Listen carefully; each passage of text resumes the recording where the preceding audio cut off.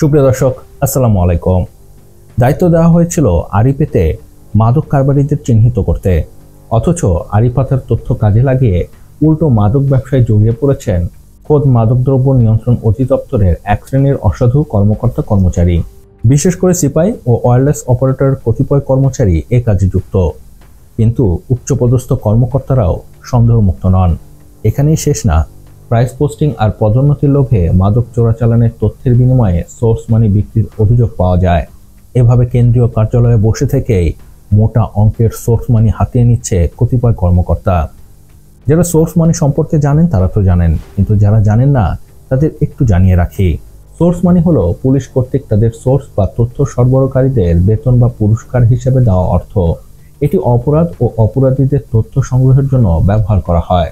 আরো মজার বিষয় হচ্ছে, আরিপেতে এই দুর্নীতি করার অভিনব তথ্য বেরিয়ে আসে অনেকটা কাকতালীয়ভাবেই। আসলে গত 11 নভেম্বর চট্টগ্রামের পটিয়ায় 60,000 পিস ইয়াবা সহ র্যাবের হাতে ধরা পড়ে মোহাম্মদ আবদুল্লাহ আল মামুন নামে মাদকদ্রব্য নিয়ন্ত্রণ অধিদপ্তরের এক কর্মকর্তা। এ সময় তার কাছে বেশ কিছু অজ্ঞাত ফোন নম্বরের সিডিআর, লাইভ লোকেশন ও ভয়েস রেকর্ড সহ গুরুত্বপূর্ণ টেলিমনিটরিং তথ্য পাওয়া যায়। এই গুরুত্বপূর্ণ তথ্যগুলো তার কাছে কিভাবে আসলো আর সে এগুলো নিয়ে কেন ঘুরে বেড়াচ্ছে, এই বিষয়ে জিজ্ঞাসাবাদ করতেই বেরিয়ে আসে থলের বিড়াল। বেরিয়ে আসে মাদকদ্রব্য নিয়ন্ত্রণ অধিদপ্তরের এই দুর্নীতির সিন্ডিকেটের কাহিনী। তো এই সিন্ডিকেট কিভাবে কাজ করে, এটি আমাদের ভালোভাবে বুঝতে হলে একটু পেছনে ফিরে যেতে হবে 2008 সালে। 2008 সালের 1 জানুয়ারি ডিজিএফআই এর হেডকোয়ার্টারে একটি ছোট্ট পরিসরে নতুন একটি অফিস খোলা হয়, যার নাম ন্যাশনাল মনিটরিং সেন্টার। এই সেন্টারের মূল কাজ ছিল সন্দেহভাজন অপরাধীদের ফোন ট্যাপ করে তাদের বিষয়ে তথ্য সংগ্রহ করা আর সেটি বিভিন্ন গোয়েন্দা মাধ্যমকে সরবরাহ করা। 2013 সালের 31 জানুয়ারি এই সেন্টারের নাম পরিবর্তন করে রাখা হয় ন্যাশনাল টেলিকমিউনিকেশন মনিটরিং সেন্টার বা এনটিএমসি। আর 2014 সালে এটি ডিজিএফআই থেকে সরিয়ে স্বরাষ্ট্র মন্ত্রণালয়ের অধীনে নিয়ে আসা হয়। বর্তমানে এর সদর দপ্তর তেজগাঁওয়ের পুরাতন এয়ারপোর্টে অবস্থিত। তো এই এমটিএসসিতে 2001 সালে নতুন আরও একটি ডেস্ক খোলা হয়, যার নাম নার্কোটিক্স ডেস্ক। এই নার্কোটিক ডেস্কের প্রধান কাজ ছিল সন্দেহভাজন মাদক কারবারিদের ফোন ট্যাপ করা, তাদের সম্পর্কে তথ্য সংগ্রহ করা এবং সেই তথ্য মাঠ পর্যায়ের কর্মকর্তাদের সরবরাহ করা। এই ডেস্কে সিপাই ও ওয়্যারলেস অপারেটর পদমর্যাদায় 27 জন কর্মচারী পালাক্রমে 24 ঘন্টা দায়িত্ব পালন করে। নার্কোটিক ডেস্ক একই সময় একসাথে 700 ফোন মনিটর করতে পারে।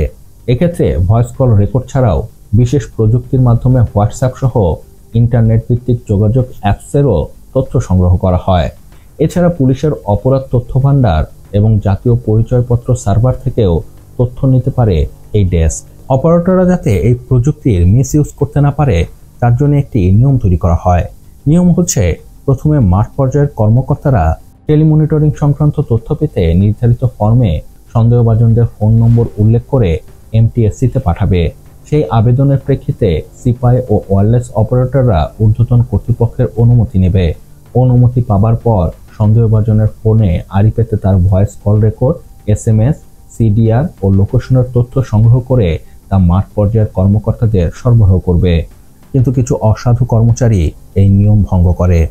তারা কোনো অনুমতি ছাড়াই ফোন ট্যাপিং শুরু করে এবং সে থেকে প্রাপ্ত তথ্যের ভিত্তিতে মাদক কারবারির সাথে যুক্ত হয় এবং নিজেরাই মাদক কারবারে জড়িয়ে পড়ে। এছাড়াও এইসব তথ্য কখনো কখনো তারা অন্যের কাছে অর্থের বিনিময়ে বিক্রি করে দেয়। আবার কখনো কখনো এই দুর্নীতিবাজ কর্মকর্তারা নিজেরাই একটি সোর্স তৈরি করে। এই সোর্সকে তারা এসব সেন্সিটিভ তথ্য সরবরাহ করে এবং সেই তথ্য আবার মাদকদ্রব্য নিয়ন্ত্রণ অধিদপ্তরে পাঠিয়ে সরকার থেকে পাওয়া পুরস্কারের অর্থ নিজেরাই হাতিয়ে নেয়। আরও ভয়ঙ্কর বিষয় হচ্ছে, তারা ব্যক্তিগত স্বার্থে এই টেকনোলজি ব্যবহার করে। তারা এর মাধ্যমে নিজেদের শত্রুকে দমন করার চেষ্টা করে, ব্ল্যাকমেইলিং করে, কখনো কখনো চাঁদাবাজিও করে। খোদ অধিদপ্তরের কর্মকর্তারাই এদের কয়েকজনের বিরুদ্ধে তথ্য পাচার ও দুর্নীতির অভিযোগ করলেও কিছুই হয় না, কারণ নার্কোটিক ডেস্কের এই দুর্নীতি ও অপরাধ প্রায় ওপেন সিক্রেট, সবাই জানে।